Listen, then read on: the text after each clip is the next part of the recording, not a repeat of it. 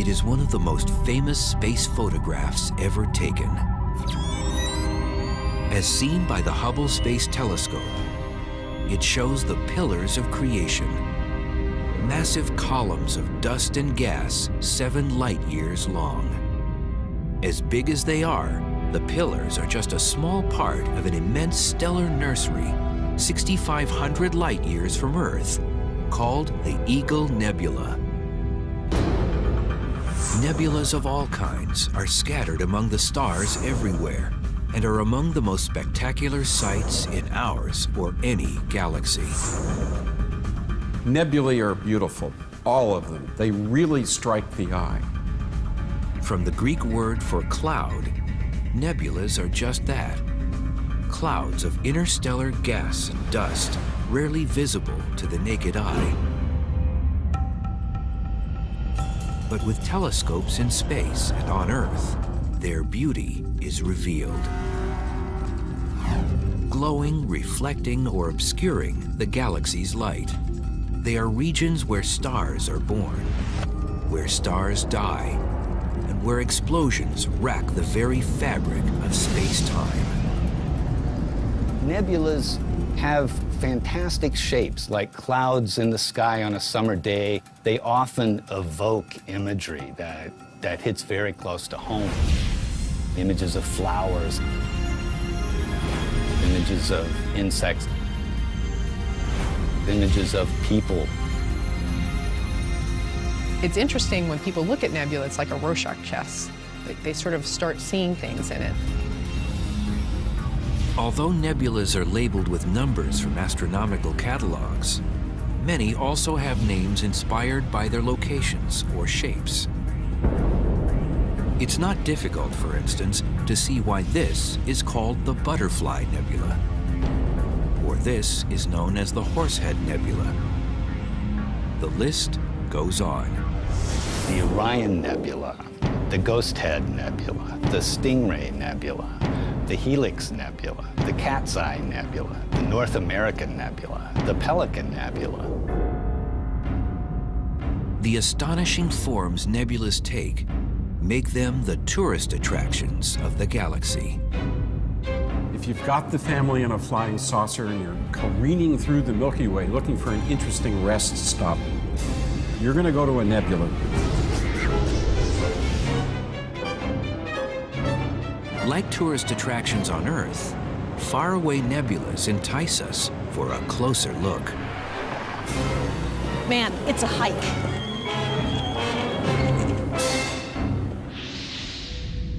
One of the prime attractions in the night sky is the Great Orion Nebula. One of the very few nebulas you can see with the naked eye. On a clear night, it appears as a fuzzy star in the sword of Orion.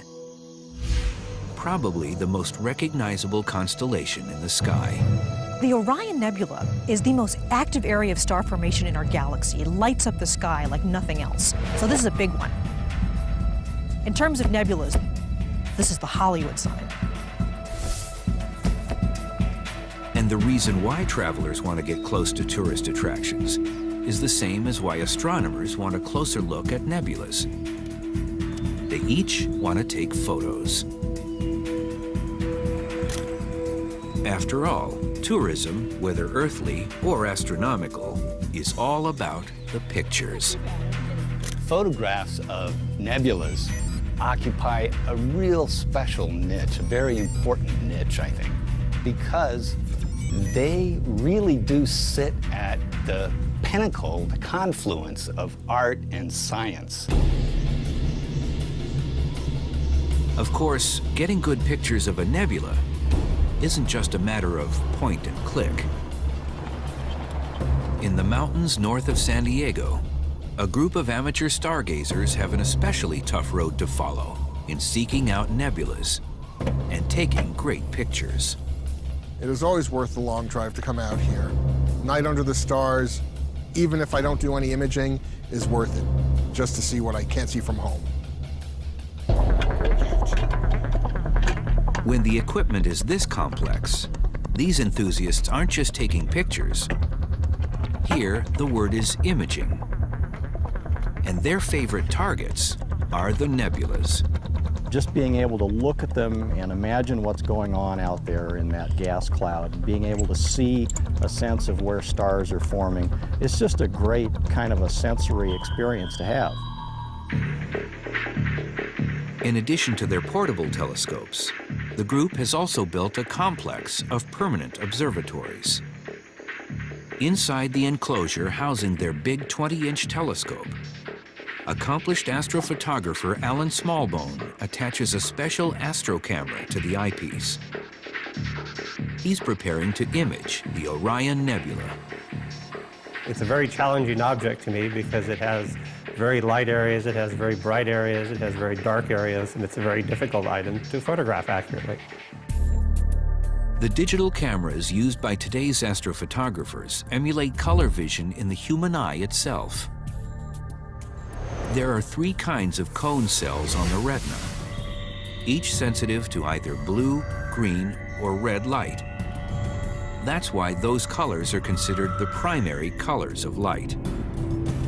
But the retina of an astro camera is a computer chip, sensitive only to black and white.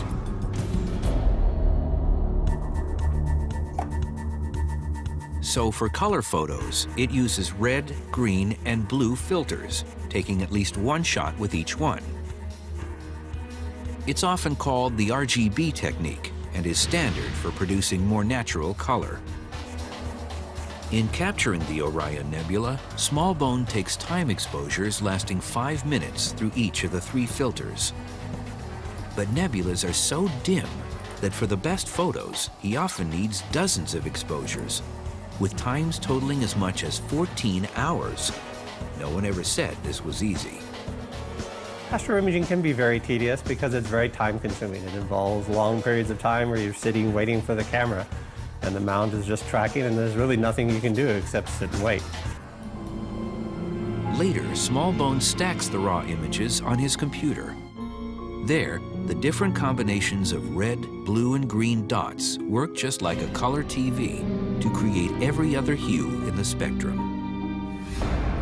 Hours after first opening the shutter, the Orion Nebula appears in its natural colors on the screen, as no human eye has the sensitivity to see it.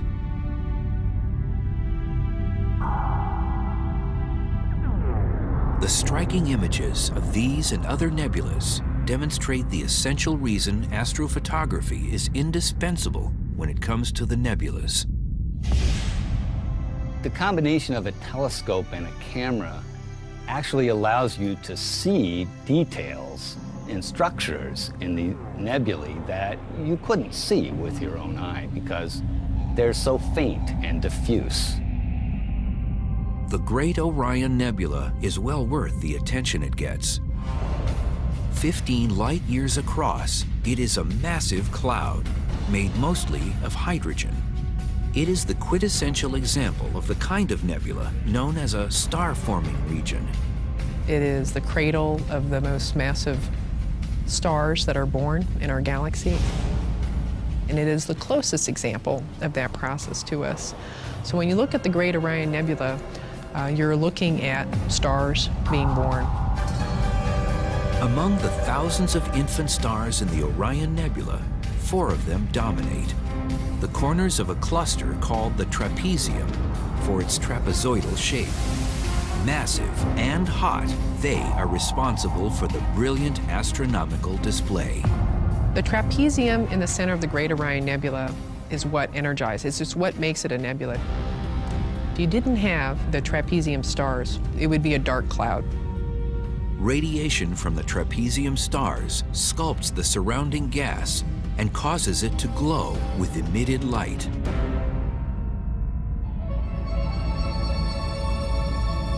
What would it be like to fly through the Orion Nebula in a spacecraft?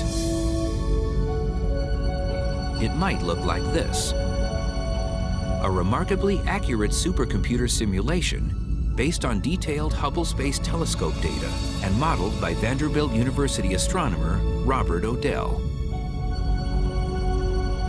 Traveling into the gigantic cloud, we see the 4 bright trapezium stars, their 3D positions now clearly evident. Their intense energy has hollowed out the nebula's center. The trapezium stars are so bright that they would blind us to the rest of the nebula if our view screen were not enhanced to show us all the details. The dark globs scattered about, called proplyds, or protoplanetary disks, are blankets of dust surrounding newly formed stars, forced into teardrop shapes by energetic stellar winds from the trapezium. One of them clearly shows a ring of debris orbiting its central star, strong evidence that a new system of planets is forming. Our route out of the Orion Nebula shows us the angle at which we see it from Earth. But at 1,300 light years away, it shrinks to a minor smudge in our field of view. Imagine how it would look at only 4 light years, the distance to the nearest star. The Orion Nebula, if we were as close to the Orion Nebula as the nearest star is to us, it would be so bright that we wouldn't be aware of the dark sky. We wouldn't see the other stars. We would almost not be aware of other galaxies just because it would be so bright. Our whole world would be the Orion Nebula and the sun. Fortunately, we live at a point in the galaxy where our telescopes and cameras can comb the heavens to shake loose the gems we call nebulas. There are 5 major kinds. Star-forming nebulas like Orion are called H2 regions. H2 describes the thin hydrogen excited by hot stars to emit light. In other places, there are reflection nebulas, where the bright stars have driven away the surrounding gas, leaving mostly dust to reflect starlight. Planetary nebulas are formed during the slow dying stages of ordinary stars and produce some of the most intriguing displays of shape and color in the galaxy. Supernova remnants are also leftovers from stellar deaths, but from massive stars which end their lives in immense explosions. And finally, there are the dark nebulas, clouds of interstellar gas and dust, visible usually because they appear in silhouette against the bright nebulas behind them. In time, stars will burst into existence within them. But the very origin of the galaxy's clouds of stars, gas, and dust is the most intriguing phenomenon of all. Springing from the mysterious interstellar medium, the riddle of the nebulas is how they can form from what is almost nothing at all. Space and its vast emptiness has much more to it than meets the eye. Filling the distances between the sun and all its galactic neighbors is the neutral interstellar medium, or ISM. When we think about the blackness between stars, we sometimes think there's nothing there but the vacuum of space. But actually, even the so-called vacuum of space is full of dust and gas. Now, it's quite rarefied. How rarefied? Perhaps better than the best vacuum we can create on the planet Earth.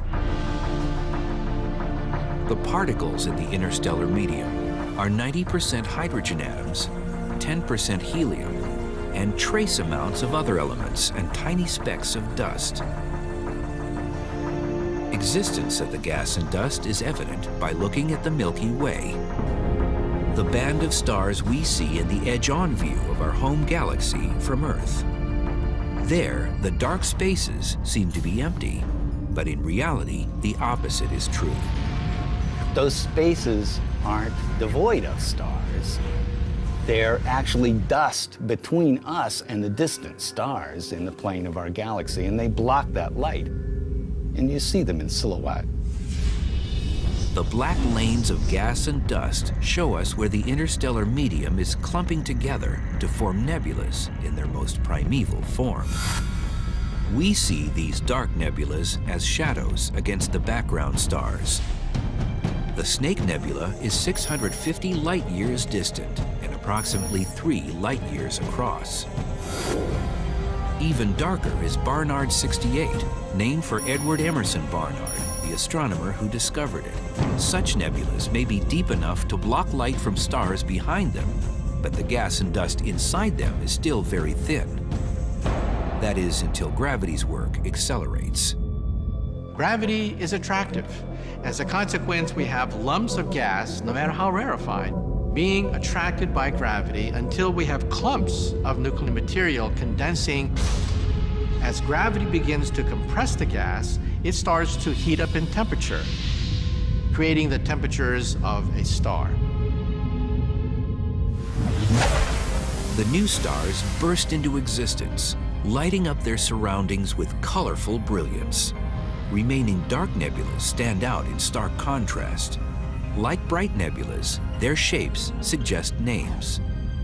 The Elephant's Trunk Nebula, the Cone Nebula, and the Flame Nebula, where dark and light areas create one of the sky's most dramatic images.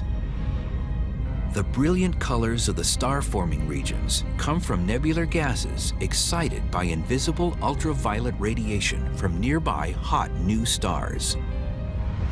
The light, the ultraviolet light from those stars, is stripping off the electrons in the gas in its immediate vicinity. These electrons float around for days or weeks, and then ultimately find a bare proton or other positively charged nucleus. And they'll hop onto orbits, and as they do, they'll emit light. At the University of Rochester, astronomer Adam Frank compares the excitement of gases in a nebula to a basketball game.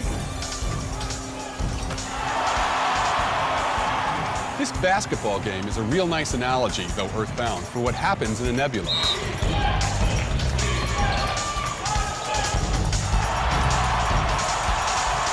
Down on the court, you've got Rochester going up against NYU. The basketball players are a lot like the stars at the center of a nebula. When something exciting happens on the court, you see the crowd getting all excited. The crowd stands up, they cheer, they emit energy. In this case, it's sound energy, but in the nebula, it would be light. This is exactly the same thing that happens when an electron gets ripped off an atom, flies around for a while, and then finds another atom to recombine with, and emits energy at the same time.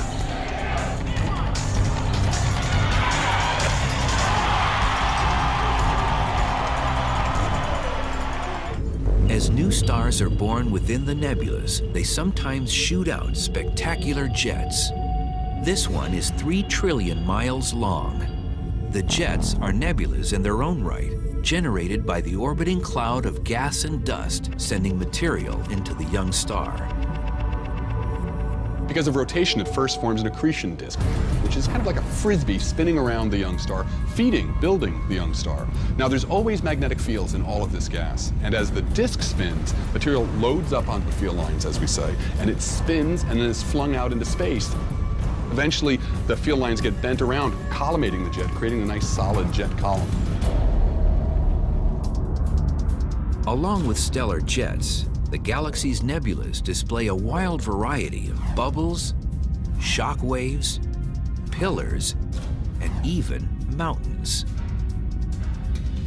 These are called the mountains of creation, a nebula often compared to the famous pillars of creation, but in fact, 10 times as large.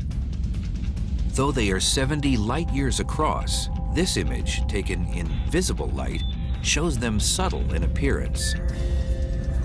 But see what happens when we look at a picture from the Spitzer Space Telescope, which views them in infrared.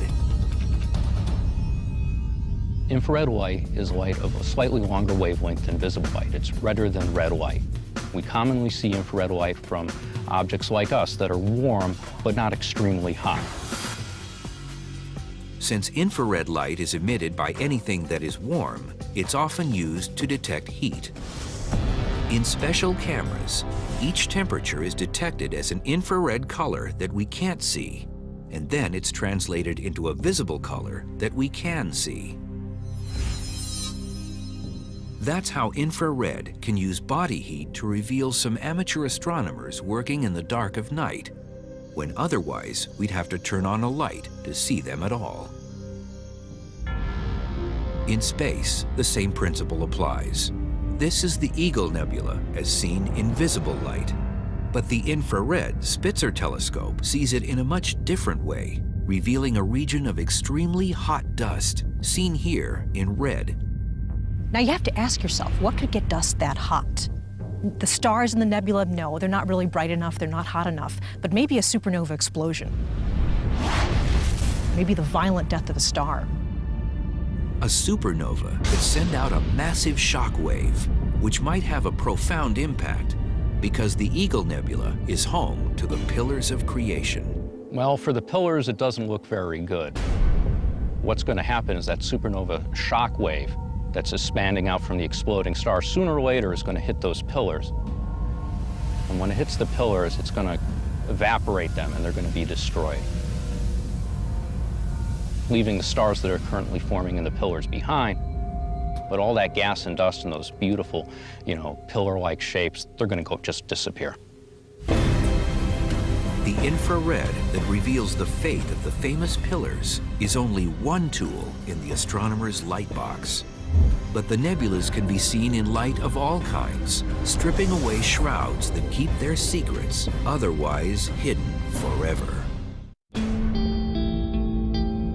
In a universe filled with light, astronomers have learned to look at the stars by analyzing light of different kinds, such as the infrared images from the Spitzer Space Telescope. Infrared is only one region on the electromagnetic spectrum, an immense scale we use to measure the wavelengths of all kinds of radiation. At one end are radio waves with the longest wavelengths. At the other end are gamma rays with the shortest. In between are the other bands, including visible light, which is such a tiny fraction of the whole, it's difficult to imagine. How small is the visible spectrum? If you had a reel of movie film representing the entire electromagnetic spectrum, stretching 2,500 miles from California to Alaska, the section containing the visible spectrum would fall somewhere in the middle, near the University of Washington.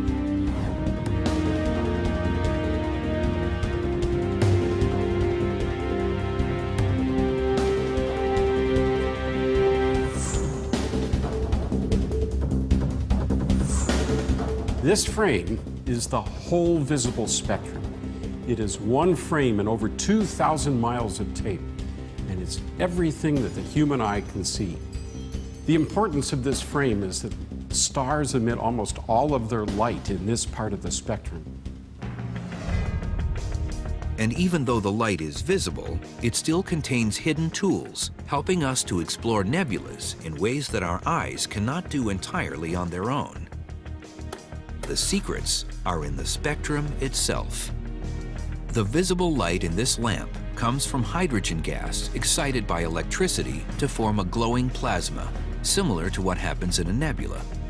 By viewing the lamp through a diffraction grating, we can split the light up into 3 narrow lines on the spectrum, a virtual fingerprint of light, unique to hydrogen alone. So in the spectrum, you see 3 features. One is red, one is a light blue, and the other is a deep blue.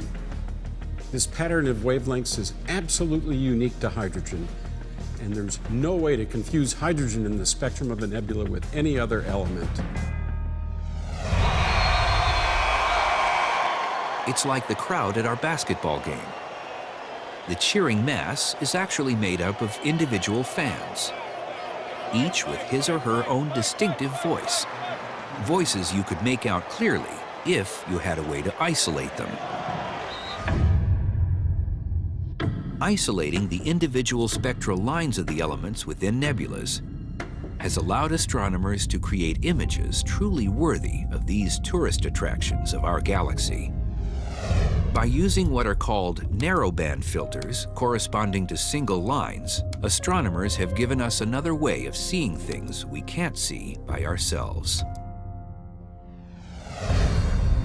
When the Hubble telescope photographed the pillars of creation, It used one filter to isolate hydrogen's brightest red line, another to isolate sulfur's even redder line, and a third to capture oxygen's line of blue-green. Image specialist Zoltan Levay assembles the components into a full-color image that reveals more than the sum of its parts. By taking images of a nebula through a filter that isolates the light of a particular element, we are seeing the distribution of that element throughout this nebula. But to a larger extent, we're seeing how the physical conditions vary across that nebula. If the true colors of hydrogen, oxygen, and sulfur lines were combined, the image of the pillars would look something like this. But the Hubble team translates each element into one of light's primary colors. Oxygen's blue-green is assigned to blue, hydrogen's red is assigned to green, and sulfur, similar to hydrogen in color, is assigned to red. Sometimes called false color, the image is a better display of material reality. This I would refer to as representative color, the way we've constructed this image. The colors may not appear the same as the colors we would see if we were looking at this with our unaided eyes or through a telescope, but they represent the physical processes that are happening here. The hydrogen, oxygen, sulfur filters, as combined this way, are known as the Hubble palette, which is used widely in nebular photography of all kinds. It shows us not only the colorful chaos of star-forming nebulas, but also the striking images of the places where stars die.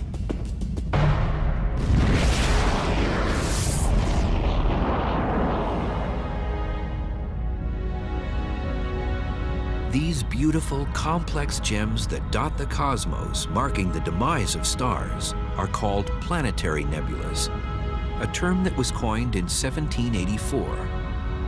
Planetary nebulae are objects that have nothing to do with planets, as it turns out.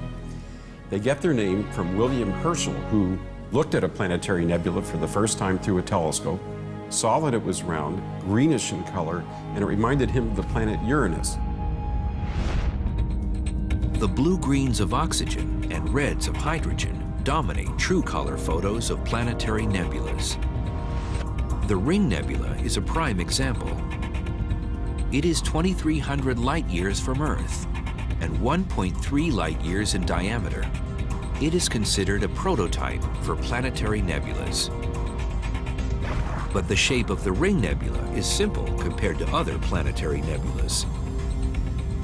It's remarkable to realize that displays like these accompany the death of nearly every star in the cosmos, including our own sun in about 5 billion years. The star swells up near the end of its life. The sun will fill half the sky. When the sun is setting in the west, another part of it will be rising in the east. And at noon, the whole sky will be filled with this bright red object, baking us to porcelain. At this point, the inside of the star becomes wildly unstable. It shudders and it quakes. And at that point, the surface, which is very loosely bound, can be tossed into space. Think of it as a process of stellar sneezing. The outer envelope of gas expands as the sun shrinks from a red giant to become a hot white dwarf. The dwarf's ultraviolet light excites the surrounding gas, causing it to glow, just as in star-forming regions. The brilliant display will last for thousands of years before fading away. Just what kind of cosmic picture the sun will paint at the end of its life is nearly impossible to predict. But witness the astounding variety of planetary nebulas throughout the galaxy. What makes each one dazzlingly different? And what engines drive their enigmatic shapes? There are an estimated 10,000 planetary nebulas in our galaxy, each one displaying the death of a star in its own unique way. Although each planetary nebula is generated by a single star system, their size in comparison is immense. Planetary nebulas are huge. If I had the solar system between my fingers, the planetary nebula would be 1,000 to 10,000 times larger in radius. And yet, because of their great distance from Earth, most planetary nebulas appear to us as tiny specks in the cosmos. The distance to the planetary nebula NGC 2440 is 4,000 light years. And although the nebula itself is 1 full light year across, its size, when viewed from Earth, is only 4% as wide as the full moon. Only the most powerful telescopes can see it in detail. A nebula as large as the moon in apparent size is the Helix Nebula, but it still requires a phototime exposure to be seen at all. Its stunning form has inspired some people to call it the Eye of God. At about 450 light years away, it is among the closest planetary nebulas to Earth. As such, it has been studied intensely. This photo from the Hubble Space Telescope is one of the most detailed astronomical images ever made. Among the surprises it reveals are strange spoke-like knots inside the nebula. They call them cometary knots, thinking maybe they're originally from old comets around the star, when in fact it's really a natural interaction of the starlight with the gas. As the starlight comes out, it sort of shocks the gas, kind of like throwing cold water on a hot fire, and it causes the gas to sort of curl and fragment. The brilliant colors seen in photos of planetary nebulas are deceiving. If a spaceship were near the central star of the Helix Nebula, for instance, the glowing gas would be practically invisible because it's so thin. Only by speeding to the planetary nebula's outer reaches would the view start to change. We would have to travel for about 1,000 solar system radii before we began to see the glow of the gases in the planetary nebula itself. And these would look a lot like the aurora that we see here on Earth. The colors would be beautiful. Then shortly after that, we would finish flying through the nebula and we would be out in the depths of space. Looking back on the nebula, the colors are more apparent. The gas is otherwise too thin to be seen, unless we are looking through its entire envelope, billions of miles thick as we are now. But even at this point, we need help. Our eyes see the expected hydrogen red, but more colors show up and the structure becomes clearer if our spacecraft applies the Hubble palette to our view. Still, our view of the nebula is limited by our position. Just as we do from Earth, we are seeing it from only one direction. It looks like an elongated ring, but our spacecraft speeds around the nebula, and we realize that from another angle, it looks very different. It is not a ring of gas, or even a sphere, but two distinct intersecting disks, possibly caused by the central star discharging gas in two separate phases at different times near the end of its life cycle. The questions surrounding the shapes of planetary nebulas are among the most perplexing in all of astronomy. Let's take a look at some of the shapes of planetary nebulae. They range from round, like the Lemon Slice Nebula, to elliptical, like the Spirograph Nebula and many others, to extreme cases like the Ant Nebula and the Double Squid Nebula, otherwise known as M29. Since a star starts out as a sphere, you might expect its dying gasp to produce a spherical planetary nebula. But in fact, only 10% of planetary nebulas have this shape. Among the engines behind more exotic forms are the stellar winds from different layers of gas thrown out by the star at different times in its death cycle and at different speeds. And what you get is an interacting set of winds, winds colliding with other winds from the inside. That's a process that sculpts the nebula and helps to give it its interesting shapes. The most intriguing of the planetary nebulas are those with bipolar shapes. Mysterious forces within these strange objects cause glowing gas to shoot out in jets, reminiscent of the stellar jets from stars in the process of being born. How could two so similar phenomena happen at both the beginning and the end of stellar life? Jets are a ubiquitous phenomenon in astronomy. What all these jets have in common is the presence of an accretion disk, which is rotating gas, magnetic fields in the rotating gas, and as material flows through the accretion disk and loads on the field lines, it gets blown back out into space. But a dying star doesn't have a disk of material falling into it. That is, unless it's a part of a binary pair, two stars orbiting around each other. Binary pairs are very common in the universe.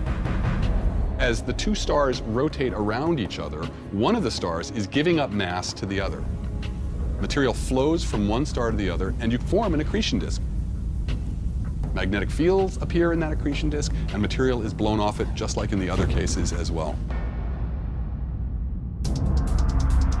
Planetary nebulas represent the normal processes of star death throughout space. But there are giant stars in the universe that are far from normal. They conclude their lives in massive explosions, and often the nebulas left behind are the only clues to just how they met their violent ends. In the year 1054, a massive star blew up 6,300 light-years away from the solar system. From the Earth, it appeared as a new star, the most brilliant in the sky. 10 times brighter than Venus, it was visible in broad daylight for 29 days. It was noted by Chinese astronomers and perhaps the Anasazi of New Mexico, as seen in one of their petroglyphs. It faded away almost as quickly as it appeared, and today we can see it only through telescopes. But what's left of it is spectacular. 1,000 years later, we call it the Crab Nebula, one of a variety of nebulas known as supernova remnants. Supernova remnants are essentially the expanding debris clouds from the stellar explosion of a really massive star. It's the death explosion of that massive star at the end of its life. Supernova remnants are something like planetary nebulas in that each results from the death of a star. As a star first evolves to become a planetary nebula, it ejects dense mass from its surface very slowly. This is not an explosion, it's just an ejection. A supernova is much simpler. It's just an explosion. Everything happens in seconds. And the nebula that we see around it is the shrapnel that still remains. The light show comes from the explosion's shock wave, smashing into the surrounding material and causing it to glow. The principle was dramatically illustrated as it actually happened in 2004, when the Hubble Space Telescope caught this shock wave striking a ring of gas in the remnant of a supernova that exploded 160,000 light-years away in 1987. Closer to home, the Crab Nebula remains the most famous of all supernova remnants. Studied through telescopes for 300 years, it contains a secret buried inside, undiscovered until 1968. At the very center is a pulsar, spinning at 30 times per second. A pulsar is a spinning neutron star so dense that 1 teaspoon of it would weigh 1 billion tons. The one inside the Crab Nebula is just 18 miles across and weighs more than our sun. It's spinning fast, but losing energy by gradually slowing down. And the energy of its rotation is being transferred into the gas, and in fact, much of the radiation in that nebula is powered by the slowdown of the pulsar. That radiation is seen as the eerie blue glow in the center of the Crab Nebula. It is generated by electrons moving at near the speed of light through the magnetic fields of the pulsar. But there's more than a blue glow. recent space photos reveal that the magnetic fields are stirring up the center of the nebula. You see little ripples emanating out from the pulsar. It's not a bad analogy to think of magnetic fields as stretched rubber bands, and when you pluck them, you cause a disturbance that works its way through them. And that's what's going on somehow or another. The details are beyond us, but we can see the phenomenon, and it's quite clear.